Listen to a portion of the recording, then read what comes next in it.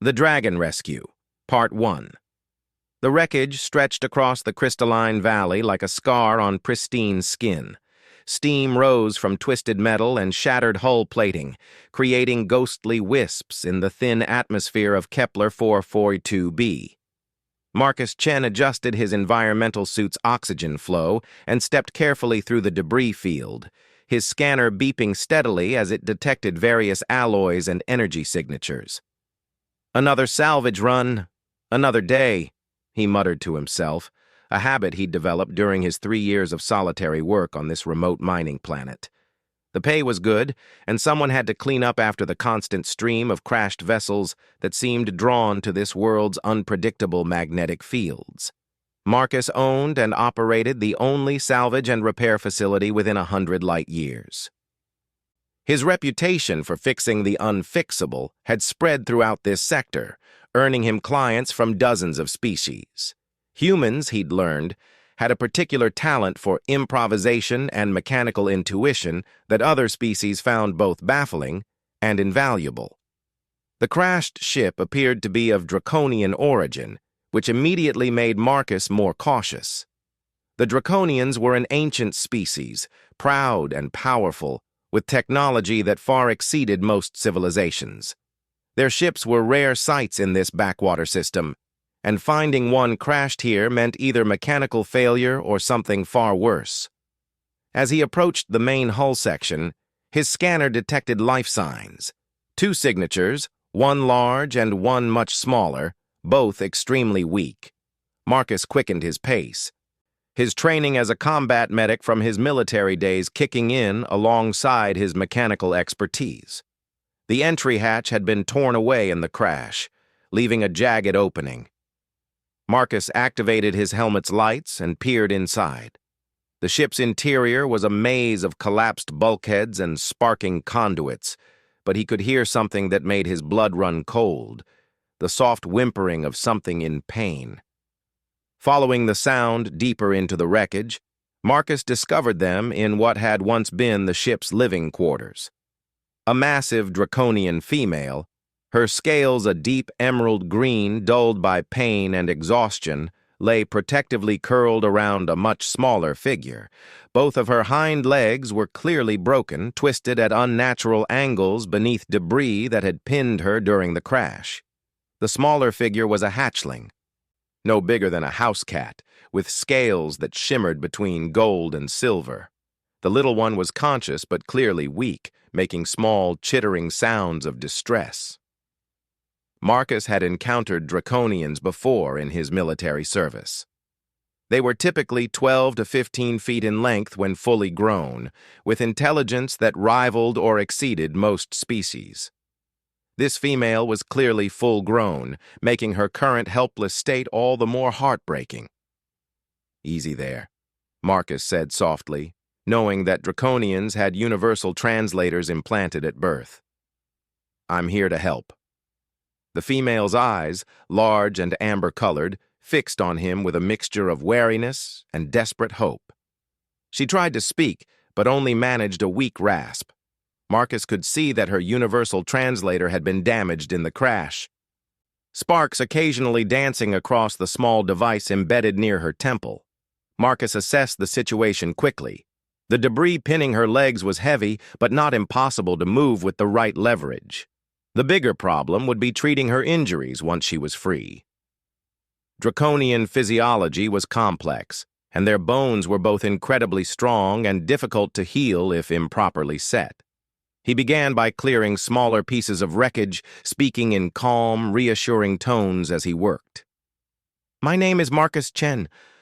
I run the salvage operation here. I'm going to get you and your little one out of here, but I need you to trust me." The female watched his every movement, her protective instincts clearly warring with her need for help. The hatchling continued to make soft sounds, occasionally nuzzling against its mother's side. "Your baby is beautiful," Marcus said, pausing to smile at the little creature. "What's their name?" The female managed to whisper a single word in the Draconian language, which his suit's translator rendered as Zephyr. She then struggled to form words in standard Galactic, her voice barely audible. "Please, save my child." Marcus felt his heart clench. Even in her agony, her first concern was for her offspring. "I'm going to save both of you," he promised, returning to his work with renewed determination. The debris removal took nearly 2 hours. Marcus had to rig a pulley system using cables from his salvage equipment, carefully calculating angles and stress points to avoid causing further injury. Throughout the process, the female, who Marcus learned was named Seraphina, watched him with growing amazement. Humans, she had heard, were known for their stubborn refusal to abandon anyone in need, but seeing it firsthand was different. This small, fragile-looking being was risking his own safety to help complete strangers of a different species. In draconian culture, such selfless behavior toward outsiders was almost unheard of. When the last piece of debris was finally moved aside, Marcus got his first clear look at Seraphina's injuries. Both legs were severely fractured, with compound breaks that would require immediate surgery. She had also suffered internal injuries, evidenced by the blue-tinted blood that flecked her lips. "I need to get you to my facility," Marcus said, already mentally cataloging the medical supplies and equipment he'd need. "It's not far, but moving you is going to hurt." Seraphina managed a weak nod. "Do what you must." Marcus spent the next hour rigging a stretcher system that could support Seraphina's considerable weight and length. He fashioned it from hull plating and his salvage cables, creating a makeshift sled that could be pulled by his heavy-duty repair crawler. The journey to his facility was agonizing for all involved. Every bump and jolt caused Seraphina visible pain, despite Marcus's best efforts to smooth the path. Little Zephyr rode on his mother's chest, both creatures growing weaker by the hour.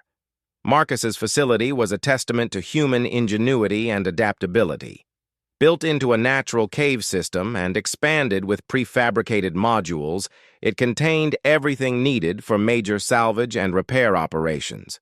More importantly for their current situation, Marcus had invested in a comprehensive medical bay after too many encounters with injured survivors.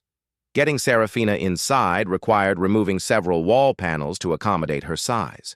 Marcus had designed the facility with modularity in mind, having learned that in salvage work, you never knew what size problems you might need to solve. The medical bay was equipped with universal surgical tools and diagnostic equipment, most of it military surplus from Marcus's contacts in the Terran Defense Force.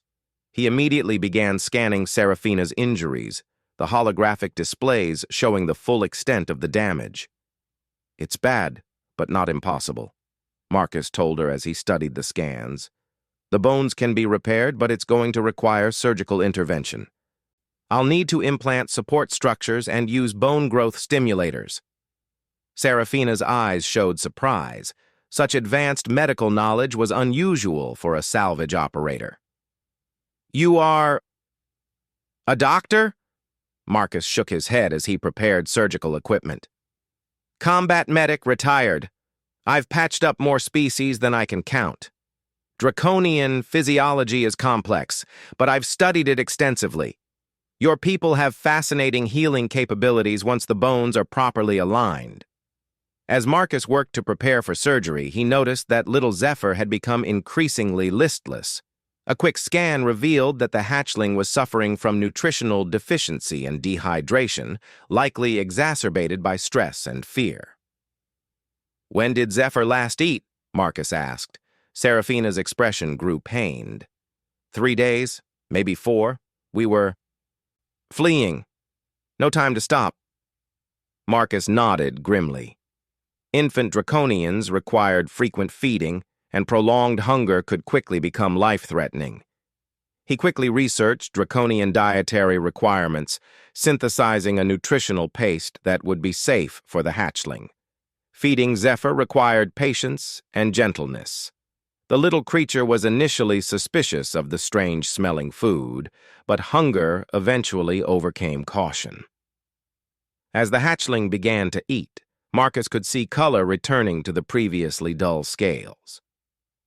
"There we go," Marcus said softly, gently stroking Zephyr's head with one finger. "You're going to be okay, little one." Seraphina watched this interaction with wonder. Humans, she knew, were considered one of the more emotional species in the galaxy, but seeing such tenderness directed toward a creature so different from himself was deeply moving. "Why?" she asked weakly.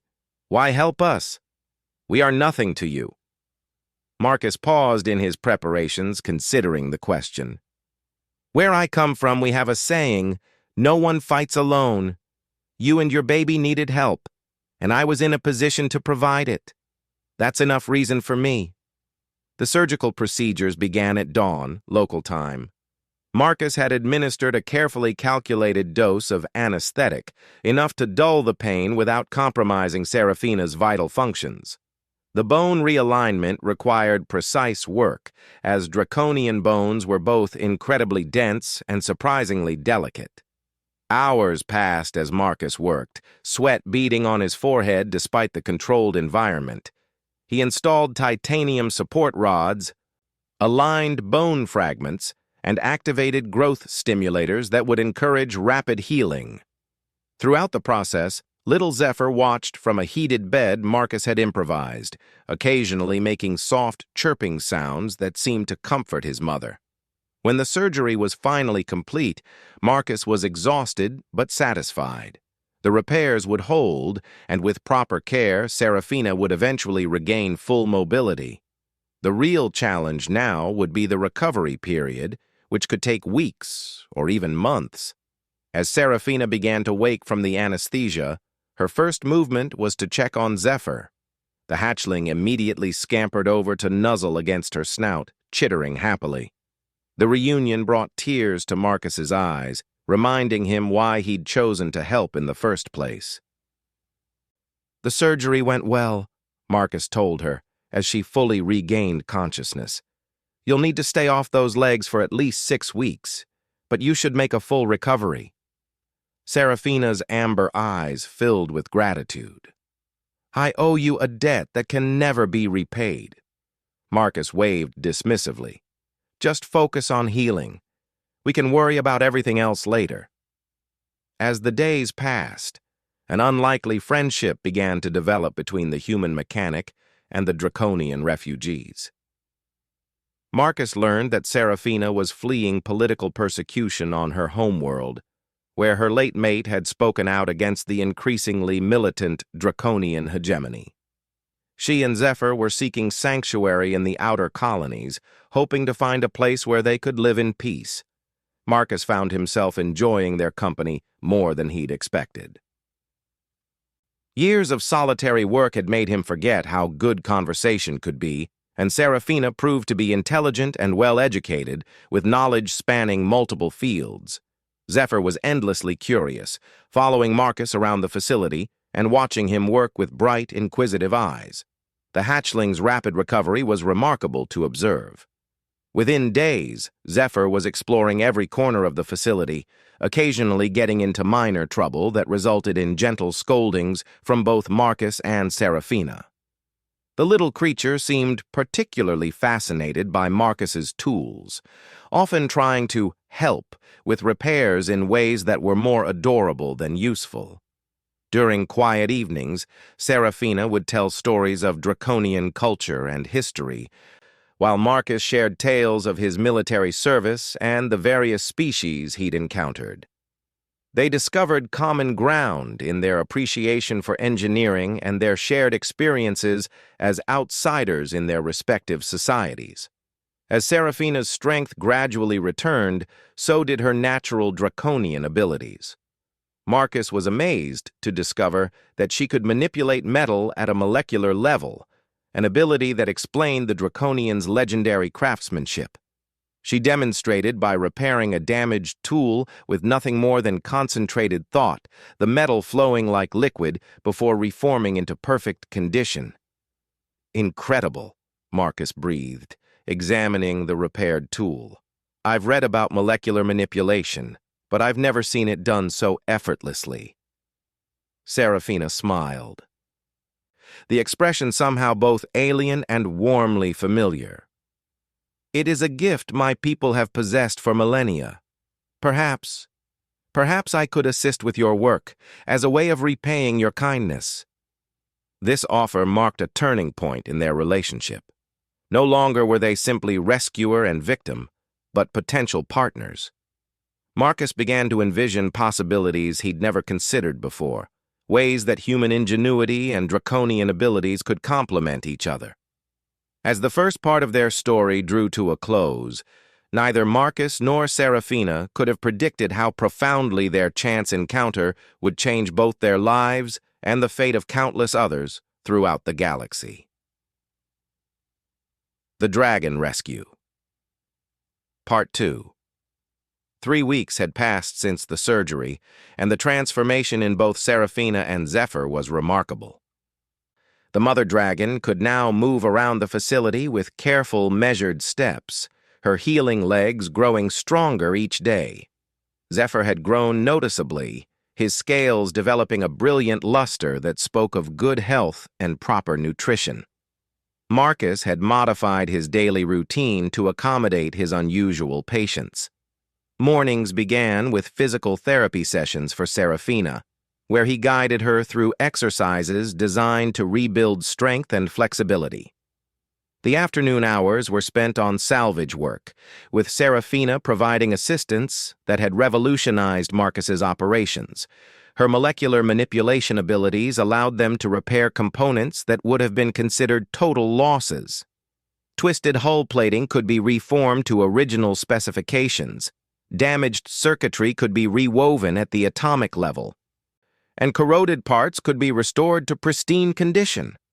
What had once taken Marcus days to accomplish could now be completed in hours. Zephyr had appointed himself as the facility's unofficial inspector, following the adults around and chirping commentary on their work. The hatchling had developed an impressive vocabulary, switching between Draconian, Standard Galactic, and the Pidgin English that Marcus had begun teaching him. "Marcus, friend," Zephyr would announce each morning, the words coming out as musical chirps that somehow conveyed perfect meaning. "Zephyr help fix today?" Marcus had fashioned tiny tools for the eager hatchling, safe implements that allowed Zephyr to feel involved without risking injury.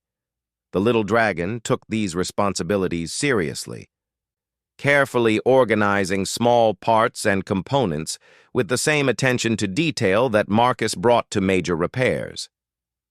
Their peaceful routine was interrupted on a Tuesday morning when Marcus's long-range sensors detected an approaching vessel. The ship's configuration was unfamiliar, sleek and predatory in a way that immediately put him on alert. As it entered visual range, Marcus recognized the angular design and dark hull coloring of a hegemony pursuit craft. "Serafina," Marcus called urgently, "we have visitors." The draconian female's response was immediate and visceral. Her scales darkened to an almost black green, and her entire body tensed with fear. "Hegemony," she whispered. "They found us." Marcus quickly activated his facility's defensive protocols, systems he'd installed but never thought he'd need to use. Emergency shields powered up, and automated weapons platforms emerged from concealed positions. His military training kicked in as he assessed their tactical situation. "How did they track you here?" he asked, already knowing the answer wouldn't matter for their immediate survival. "Zephyr," Serafina said, her voice heavy with despair. "Hatchlings emit unique biosignatures until they mature. The hegemony has been developing tracking technology specifically designed to locate young dragons. They want to indoctrinate the next generation into their service." Marcus felt a cold fury building in his chest. The idea of anyone hunting children, regardless of species, violated every principle he held dear. "Well, they're not getting him," he stated flatly. The hegemony ship established a hover position above the facility and began broadcasting a demand for surrender. The voice that emerged from Marcus's communication system was cold and mechanical, speaking in heavily accented Standard Galactic. "Human facility operator, you are harboring fugitives from draconian justice. Surrender the female known as Seraphina and her offspring, and you will be permitted to continue your operations unmolested. Refuse and face the consequences of interfering with hegemony law." Marcus looked at Seraphina and Zephyr, seeing the terror in their eyes. Then he activated his own communication array and responded with characteristic human directness. "This is Marcus Chen, operator of Chen Salvage and Repair. You are trespassing in neutral space and making unlawful demands. I suggest you turn around and find somewhere else to play soldier." The response was immediate and violent. Energy beams lanced down from the hegemony ship, striking the facility's shields with tremendous force. Marcus's defensive systems held, but the readings showed they wouldn't last long against sustained assault. "Marcus' friend scared?" Zephyr asked, his young voice trembling. Marcus knelt down and placed a gentle hand on the hatchling's head. "A little," he admitted honestly. "But being scared doesn't mean we give up. It means we fight harder." Seraphina watched this exchange with wonder. Even facing overwhelming odds, the human was more concerned with comforting a frightened child than his own survival. It was a level of selfless courage that she had rarely seen, even among her own people. "There is something you must know," Seraphina said urgently. "Zephyr is not merely my offspring. He is descended from the royal bloodline of the ancient Draconian Empire. If the hegemony captures him, they will use his heritage to legitimize their rule." Marcus processed this information quickly. Royal bloodline or not, Zephyr was still just a scared child who needed protection. "Then we'd better make sure that doesn't happen," he said grimly. The facility shook under another barrage of enemy fire. Marcus's shields were down to 60% and falling. He needed to even the odds, and he had an idea that was either brilliant or completely insane. "Seraphina, can your molecular manipulation abilities affect materials at a distance?" "To some degree, yes, but the range is limited, and it requires line of sight." Marcus grinned, the expression both predatory and determined. "That's all I need.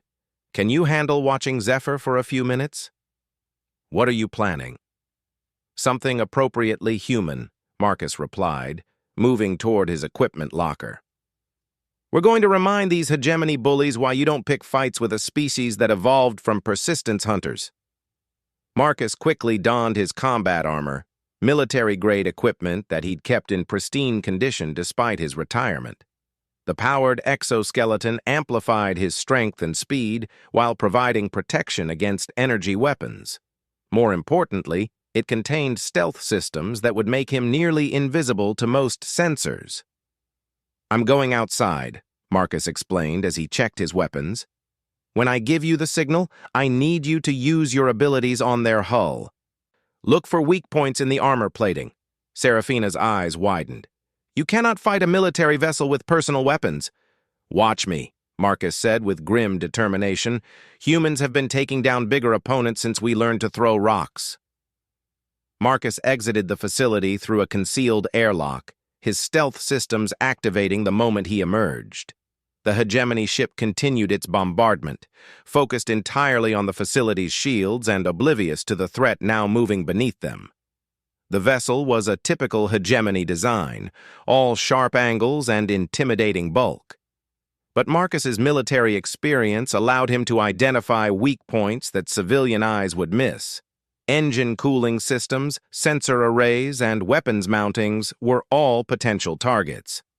Marcus activated his jump pack and launched himself toward the ship's underside, magnetic clamps in his armor allowing him to attach to the hull. The hegemony crew, accustomed to fighting other starships, never thought to look for individual threats. Working quickly, Marcus planted shaped charges at critical structural points. These weren't meant to destroy the ship, but to create the specific weaknesses that Seraphina would need to exploit. His military demolitions training served him well as he calculated blast patterns and structural stress points. "Serafina, now!" Marcus transmitted over their private channel. From her position inside the facility, Serafina focused her molecular manipulation abilities on the hegemony ship's hull. The explosive charges detonated simultaneously, creating hairline fractures in the armor plating. Serafina then expanded these fractures, the metal separating along molecular bonds as if it were made of brittle glass. The effect was devastating. Critical systems throughout the ship began failing as hull breaches compromised internal pressure. The hegemony vessel's weapons fire ceased as emergency protocols forced power to life support and damage control. Marcus detached from the crippled ship and jetted back toward his facility, landing with practiced ease near the main airlock. As he entered, he could see the hegemony vessel struggling to maintain altitude, smoke pouring from multiple hull breaches. "Warning shots," Marcus transmitted to the enemy ship. "Leave now, or the next round won't be so gentle." The hegemony captain's response was filled with rage and humiliation. "This is not over, human." "The hegemony has a long memory." "So do I," Marcus replied coldly. "And next time you want to threaten children in my neighborhood, remember what happened here today." The damaged vessel limped away, its crew no doubt reporting back to their superiors about the unexpected resistance they had encountered. Marcus knew this would bring unwanted attention, but he couldn't bring himself to regret the decision. Inside the facility, Zephyr was practically vibrating with excitement. "Marcus friend fought Skyship. Marcus friend very brave." Marcus removed his helmet and smiled at the young dragon. "We all fought it, little one. Your mother did most of the real work." Serafina's expression was complex, mixing gratitude with concern. "You have made powerful enemies today. The hegemony will not forget this insult." "Let them come," Marcus said, his voice still carrying the edge of combat readiness. "This is my home, and I protect what's mine." The words hung in the air, carrying implications that all three of them understood. Somewhere in the past few weeks, Serafina and Zephyr had stopped being patients or refugees. They had become family. Over the following days, Marcus worked to upgrade his facility's defenses. The encounter with the hegemony ship had exposed vulnerabilities that needed addressing. Serafina proved invaluable in this effort, her engineering knowledge complementing Marcus's practical experience. Together, they designed defensive systems that combined human innovation with draconian technology. Energy weapons were integrated with molecular manipulation fields, creating defensive barriers that could adapt to different types of attacks. Early warning sensors were enhanced with biosignature detection, making it nearly impossible for enemies to approach undetected. Zephyr contributed in his own way, his young perspective often revealing solutions that adult minds had overlooked. His suggestion to create decoy biosignatures led to a breakthrough in defensive planning, allowing them to project false readings that would confuse enemy sensors. The work brought them closer together, each contributing their unique abilities to create something greater than the sum of its parts. Marcus found himself thinking less about his solitary past and more about a future that might include permanent companions. Serafina began teaching Marcus about draconian culture and philosophy, while he shared human perspectives on problem-solving and conflict resolution. Their discussions often lasted late into the evening, covering topics ranging from engineering principles to the nature of courage and honor. "Your species is remarkable," Serafina observed during one of these conversations.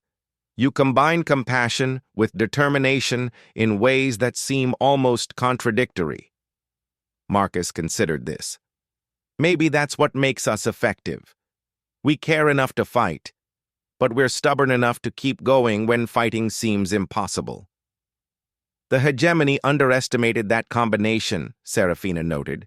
They see compassion as weakness and determination as mere aggression. They do not understand that humans can be gentle and fierce at the same time. Zephyr, listening to their conversation with the intense focus that young minds bring to adult discussions, chirped thoughtfully. Marcus' friend is like Mama Dragon. Protects nest, protects family. The simple observation struck both adults with its profound truth. Marcus had indeed become a protector, not just of his facility, but of the small family that had found sanctuary within it. As the second part of their story concluded, none of them could have predicted that their actions had already begun reverberating throughout the galaxy. Word of a human who had successfully defied the hegemony was spreading through underground networks, inspiring hope among other refugees and resistance groups. The humble salvage operator had unknowingly become a symbol of defiance against tyranny. The peaceful days that followed would prove to be the calm before a much larger storm, as forces beyond their immediate awareness began to take notice of the extraordinary alliance forming in the outer reaches of known space. The Dragon Rescue, Part 3. 2 months had passed since the hegemony attack, and life at the facility had settled into a new rhythm. Seraphina's legs had healed completely, her natural draconian regenerative abilities accelerated by Marcus's medical interventions. Zephyr had grown remarkably, now nearly the size of a large dog, and displaying increasing sophistication in both his speech and his understanding of complex concepts. The trio had become an effective team, their combined abilities allowing them to tackle salvage operations that would have been impossible for any of them individually. Word of their successes had begun to spread through the outer colonies, bringing them clients who specifically sought out their unique services. Marcus was reviewing the morning's communication traffic when his long-range sensors detected multiple incoming vessels. Unlike the previous hegemony approach, these ships were broadcasting friendly identification codes and requesting permission to land. The fleet composition was diverse, representing at least 6 different species. "Seraphina, we have visitors again," Marcus announced. "But these ones seem more diplomatic." The draconian female joined him at the sensor display, her experienced eyes analyzing the tactical formation. "Refugee ships," she identified, "and some that appear to be military escorts. This is unexpected." The lead vessel transmitted a formal communication request, which Marcus accepted after a moment's consideration. The holographic image that appeared showed a distinguished-looking Altarian female, her crystalline features marked by the silver threading that indicated high rank among her people. "Mr. Chen, I am Ambassador Veltar of the Altarian Free Colonies. We have come seeking an audience with you and your companions regarding matters of mutual interest." Marcus exchanged glances with Seraphina before responding. "You're welcome to land, Ambassador, but I should warn you that we're a pretty simple operation here. I'm not sure what kind of mutual interests we might have." Ambassador Veltar's expression suggested she knew more than she was saying. "I believe you will find our proposal quite compelling, Mr. Chen. We will arrive within the hour." The next 60 minutes were spent in hurried preparation. Marcus activated his facility's formal reception protocols, systems he'd installed but never used.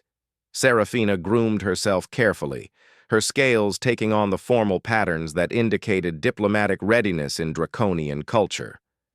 Zephyr, sensing the importance of the occasion, practiced his most polite speech forms. The arriving vessels landed in a coordinated formation that spoke of military precision. The ships represented species from across the outer colonies: Altarians, Centaurans, Nexari, and others. Most significantly, Marcus recognized the distinctive hull markings of ships from the Draconian Colonial Liberation Front, the resistance group that opposed the hegemony. Ambassador Veltar emerged from the lead ship, accompanied by a diverse group of representatives. Among them, Marcus was surprised to see Captain Sarah Torres, a human officer he'd served with during his military days. "Marcus Chen, you magnificent bastard!"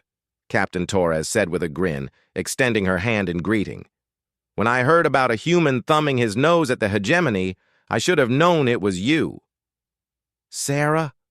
What the hell are you doing out here? Marcus replied, accepting the handshake with genuine warmth. Fighting the good fight, she replied.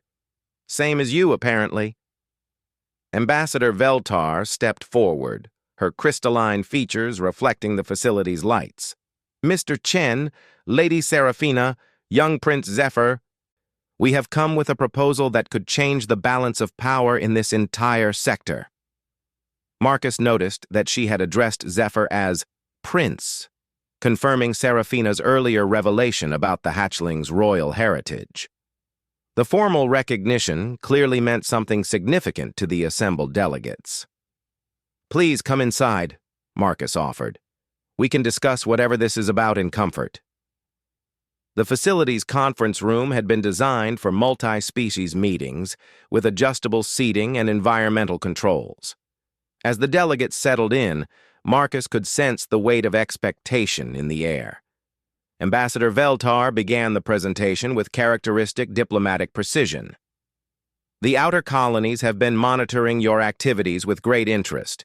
Your successful defense against hegemony forces, combined with the unique capabilities demonstrated by your partnership with Lady Seraphina, has inspired hope among resistance movements throughout this sector. Captain Torres picked up the narrative. The hegemony has been expanding aggressively, subjugating independent worlds and enslaving entire populations. Traditional resistance efforts have been largely unsuccessful due to their technological superiority. However, added a Nexari delegate, his insectoid features clicking thoughtfully, your demonstration of human draconian cooperation suggests new possibilities. The combination of human innovation and draconian abilities could provide the tactical advantage we need. Seraphina's amber eyes narrowed slightly. You wish us to join your war effort. We wish to offer you the opportunity to lead it, Ambassador Veltar replied. The outer colonies are prepared to unite under a new alliance, one that could provide sanctuary for refugees while actively resisting hegemony expansion. Marcus leaned back in his chair, processing the implications. That's a big step from running a salvage operation. What makes you think we're qualified for something like this? Captain Torres smiled. Marcus, you've always been a natural leader. Your military record speaks for itself, and your actions here prove you haven't lost your edge. As for Lady Seraphina, her engineering knowledge and noble heritage make her the ideal symbol for draconian resistance. And young Prince Zephyr, Ambassador Veltar added, represents the future we're fighting to protect, a future where different species can coexist and thrive together. Zephyr, who had been listening intently to the adult conversation, suddenly spoke up. Marcus, friend, Mama Dragon, Zephyr want to help other scared families? The simple question cut to the heart of the matter. Marcus looked at the young dragon, seeing the same compassion and determination that had driven their initial encounter. In that moment, he realized that their choice had already been made weeks ago when they first decided to protect each other. What exactly are you proposing? Seraphina asked. The Nexari delegate activated a holographic display showing star charts and tactical assessments. The establishment of a formal alliance between 12 colonial systems, with your facility serving as the primary research and development center. We would provide resources, personnel, and intelligence in exchange for access to your combined expertise. The goal, Ambassador Veltar continued, would be to develop new technologies and strategies that could counter hegemony advantages. Your molecular manipulation capabilities, combined with human engineering approaches, could revolutionize everything from ship design to defensive systems. Marcus studied the star charts, his tactical mind already seeing possibilities. You're talking about a long-term commitment. This isn't just joining a resistance movement, it's building a new civilization. Exactly, Captain Torres confirmed. The outer colonies are tired of running and hiding. It's time to build something worth defending. The discussion continued for hours, covering logistics, resources, and strategic planning. Marcus found himself impressed by the thoroughness of the proposal and the commitment of the delegates. These weren't desperate rebels making wild promises, but experienced leaders with realistic plans and achievable goals. During a break in the formal negotiations, Marcus pulled Serafina aside for a private conversation. "What do you think? This is your decision as much as mine." Serafina considered carefully before responding. "I have spent years running from the hegemony, watching them destroy everything I value. Perhaps it is time to stop running and start building something better. And Zephyr? This won't be safe for him." "Nowhere is safe for him as long as the hegemony exists," she replied. "At least this way, he grows up contributing to the solution rather than simply hiding from the problem." That evening, after the delegates had retired to their ships for the night, Marcus sat in his workshop contemplating the decision before them. Zephyr curled up in his lap, a habit the growing dragon had maintained despite his increasing size. "Marcus, friend, worried?" Zephyr asked, his voice carrying the wisdom that sometimes emerged from young minds. "A little," Marcus admitted. "Big changes are always scary, even when they're the right thing to do. Mama Dragon says right choices sometimes feel scary because they matter most." Marcus smiled at the simple profundity. "Your mama is very wise." "Marcus' friend is wise too. Zephyr trusts Marcus' friend choices." The next morning brought their answer. Marcus, Serafina, and Zephyr stood together before the assembled delegates and formally accepted the alliance proposal. The ceremony was simple but meaningful, with each species contributing traditional elements that symbolized unity and cooperation. Ambassador Veltar presented them with the charter of the new alliance, officially designated as the Outer Colonial Defense Compact. Marcus was named as Supreme Commander of Operations, while Serafina received the title of Chief Technology Officer.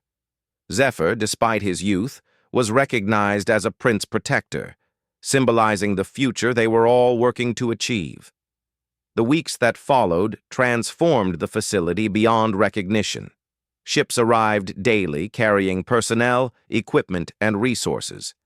Marcus's simple salvage operation evolved into a bustling research center with laboratories, manufacturing facilities, and defensive installations. The human-draconian partnership that had begun with a simple rescue became the foundation for revolutionary advances in technology and strategy. Serafina's molecular manipulation abilities, combined with human engineering principles, led to breakthroughs in materials science, energy systems, and weapon design. Zephyr proved to be more than just a symbol. His young perspective and rapid learning ability made him an effective liaison between different species groups, helping to bridge cultural gaps that had previously seemed insurmountable. The first major test of their new alliance came sooner than expected. A hegemony battle group, apparently seeking revenge for their earlier humiliation, arrived in system with overwhelming force, unlike the single pursuit ship from months before. This was a serious military operation designed to eliminate the growing resistance once and for all. The battle that followed would later be remembered as the turning point in the war against the hegemony.